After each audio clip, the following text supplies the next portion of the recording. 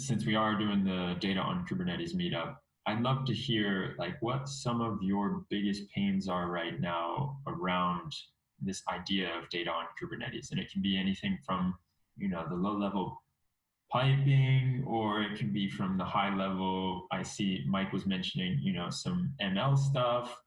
What are some pains that you're going through and you you would love to have fixed? So one of an interesting use case that we came into is you talk about data and kind of stateful workloads and dynamic stateless workloads is sometimes your what you consider a stateless workload on a VM is actually a stateful workload inside of Kubernetes.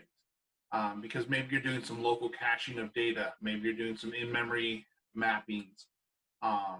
Those sort of things in a containerized world go away a lot faster than they would in a VM. A VM sticks around for a while. You deploy your new app on top of the existing infrastructure. Within Kubernetes, you deploy a new version of your app, you got a whole new set of pods. And so for some of our applications, especially our bidding platform, that's a shift in the way of thinking about things. The other challenges we've run into another challenge we ran into is dealing with quorum.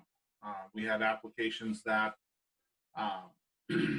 while it didn't necessarily need a quorum sort of system, there was an element of quorum built into it where things were long-lived. You had data processor 01, 02, 03, 04 before, and the alerting pipeline, not just for your application, but down the chain for what type of data comes in, made these assumptions that you're always going to have a data 01.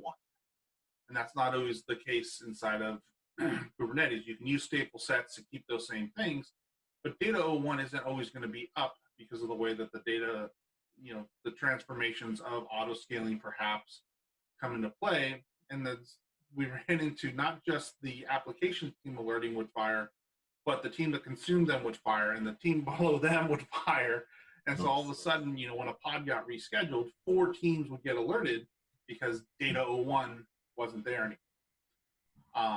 So it's a rethink of not just how you store your data and use your data, but how you monitor that data is valid and there. I'd also, suggest some caution with auto scaling and stateful workloads. I know we're almost out of time here, but you may want to consider pools of workers for some of your stateful data that don't auto scale, so you don't have that volatility in the platform that they run it. Doesn't mean that it's not there or not. There's a tweet that I really like from a while back, but basically it's saying, oh, I lost it. Now here it is. Kubernetes pods are mortal. They're born, and when they die, they're not resurrected. That's from Gabriella NSF on Twitter. But it's a different way of looking at stateful workloads, because even though your application has state, that doesn't mean long-lived.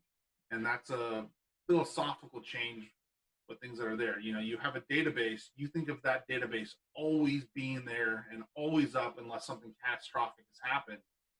Inside of Kubernetes, that philosophy doesn't hold true.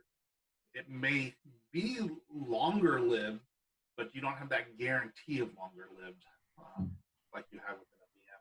That's brilliant. Joseph, last word on any pains that you're feeling? I would say, I don't know if it's pains. I mean, if anything, like, especially like in the stateful side of things, like what I've loved is just really the evolution of really container storage and where it was at a few years ago versus now. And I think that was the real challenges for me to really jump in and embrace, was just, we had certain requirements that made it difficult. And then as well as like just watching the evolution of how now you're seeing it become, because you saw a lot of companies was just like, they were a storage company, like, oh, we need to have a Kubernetes story, but they didn't really work in the Kubernetes way.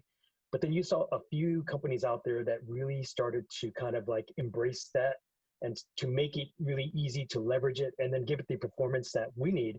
So for me, if anything, it was more a matter of just, we had the use cases, and now we're seeing that that part of the Kubernetes platform has become a thing, to where like now we can actually like, hey, we can actually get more efficient. And we just had a recent incident where someone kind of like built a homegrown tool that I was like, you know what, if we would have used container storage, we would have solved that problem. And so I'm glad that I can actually now bring that forward and really share. And, that's an area where even at Adobe and this broader platform I'm talking about, I've been really trying to like talk about, hey, you know what, this is a thing. We need to have this type of feature in our platform. So if anything, it's more a matter of like, I feel like 2020 is like the year of storage in Kubernetes and get those workloads out there and start to really like embrace it. So I'm excited about, when we get a chance to kind of prove out a few of these things this year.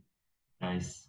I Oh, love yeah, it. that actually reminds me of a really important thing. If you can take, one more quick Yeah, anecdote here, go for it. Go for it. is when you're dealing with stateful workloads, the first thought is I can back it by a PVC and back it by an EBS volume. That provides you some data storage retention, but that means that your pods are limited to where they run, because in a lot of cloud providers, those PVCs are, zone specific. And so you need to look into also cloud native storage solutions that allow you to do cross spanning of zones for your data.